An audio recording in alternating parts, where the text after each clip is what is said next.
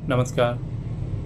मैं doctor Rajeev Kumar Gupta, assistant professor, Jagdam college, JP university, Chhapra.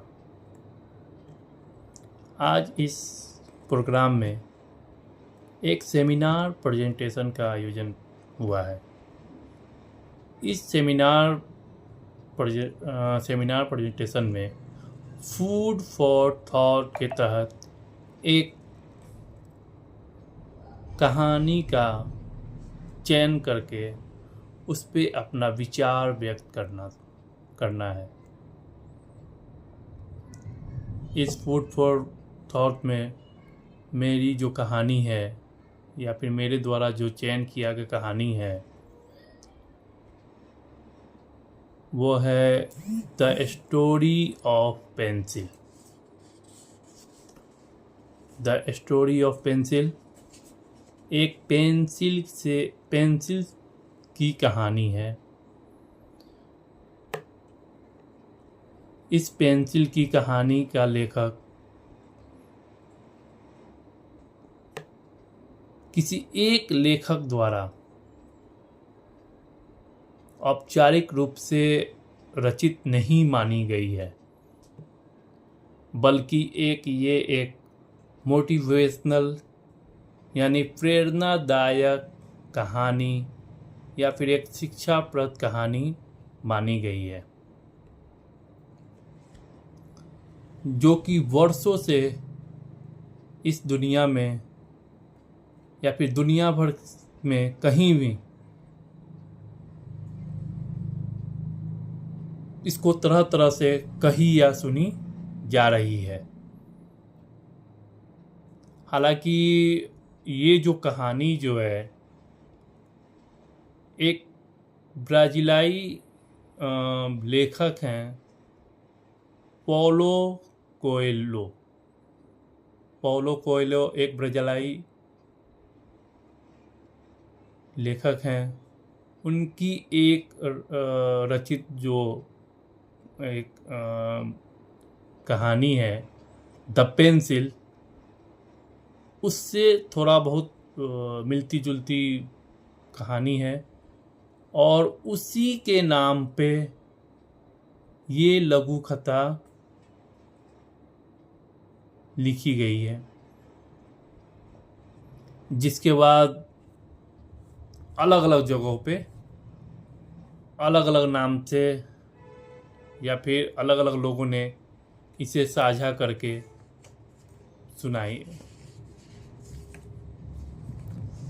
कहानी जो है वो एक तरह की मोटिवेशनल, जो कि इस प्रकार है कि एक बच्चा जो कि अपनी दादी को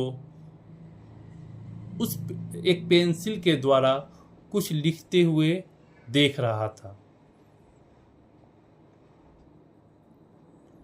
उस लिखने के दौरान उस लड़के ने अपनी दादी से पूछा कि दादी, क्या इस पेंसिल से आप मेरे बारे में लिख रही हैं? तो दादी तो पहले मुस्कुराई और फिर बोली कि मैं इस पेंसिल से तुम्हारे बारे में तो नहीं, लेकिन कुछ महत्वपूर्ण बात इस पेंसिल से लिख रही हूँ और मैं चाहती हूँ कि तुम भी इस पेंसिल के जैसे ही बनो। लड़के ने देखा तो बोला कि ये जो पेंसिल है ये तो खास मतलब आम पेंसिल की तरह है, इसमें कौन सी बड़ी बात है कि मैं इसके जैसा बन पाऊं। तो दादी ने कहा कि ये जो पेंसिल है वो अपने अपने अपने अपने नज़रिए से देखने पर निर्भर करता है। तुम जिस चीज़ को देखते हो उसी के जैसे बनने की कोशिश करो। जैसे इस पेंसिल की 5 गुण हैं। कौन सा गुण? पहला गुण है ये जो पेंसिल है बहुत ही महान कर सकती है, लेकिन इसे किसी एक चीज का या फिर किसी एक हाथ की मार्गदर्शन मिलती रहनी चाहिए। ठीक उसी प्रकार जैसे हमें अपने लक्ष्य की प्राप्ति के लिए हमें किसी अपने बड़ों से या फिर अपने ईश्वर से मार्गदर्शन मिलती रहनी चाहिए। दूसरी गुण ये है कि पेंसिल को कभी कभी हम क्या करते हैं, उसको शार्पनर से तेज करते हैं,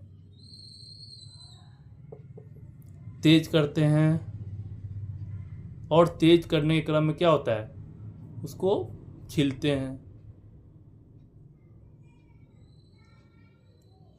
लेकिन जैसे ही उसको छीलते हैं, तेज करते हैं, तो और क्या होता है, और अच्छी तरह और उपयोगी युक्त हो जाती है। उसी तरह हमारे बीच भी बहुत तरह की कठिनाइयाँ आती है, और क्या होता है कि हमें भी उस कठिनाइयों के दर्द को सहना पड़ता है, और उस दर्द को सहते सहते हम भी मजबूत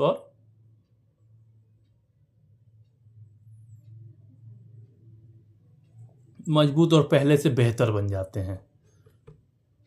तीसरी गुण है कि इस पेंसिल से जो कुछ भी हम लिखते हैं, उसे कुछ गलतियां होने पर उसमें लगे इरेजर से उसे मिटा देते हैं।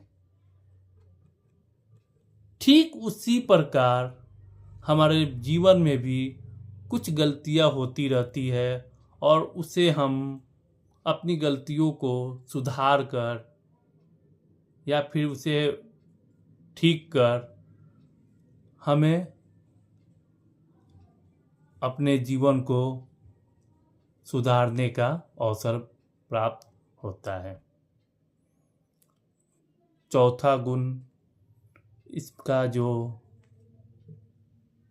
लकड़ी जो बना रहता है, किससे बना रहता है, एक लकड़ी जो पेंसिल बना रहता है किससे बना रहता है, एक लकड़ी से बना रहता है, और उसके अंदर जो रहता है वो ग्रेफाइट जो रहता है, वो पेंसिल लिखने का काम होता है।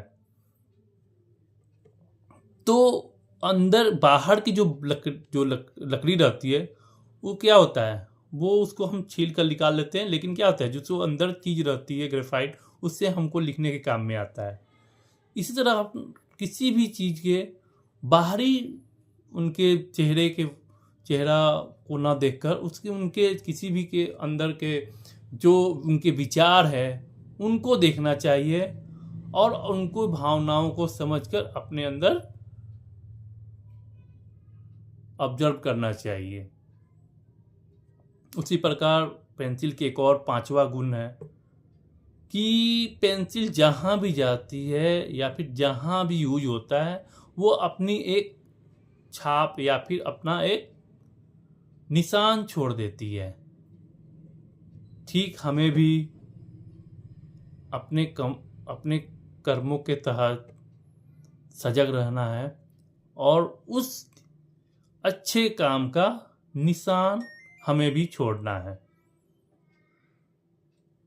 तो ये हमारी जो पेंसिल है उसकी ये 5 गुण बहुत ही महत्वपूर्ण है। इस पेंसिल की कहानी से हमें नैतिक सबक भी मिलती है कि हमें कड़ी मेहनत करें और हार न मानें, और खुद के प्रति दयालु हों। जिस तरह पेंसिल को अपनी सर्वोत्तम धार बनाए रखने के लिए उसे हमेशा धार बनाना पड़ता है, उसी तरह हमें भी खुद को सर्वश्रेष्ठ बनाने के लिए कई तरह के कष्टों से गुजरना पड़ता है। और सबसे महत्वपूर्ण बात यह है कि हम हार ना माने और तब तक प्रयास करते रहें जब तक हमें अपने इच्छा रूपी परिणाम न मिल जाए। धन्यवाद।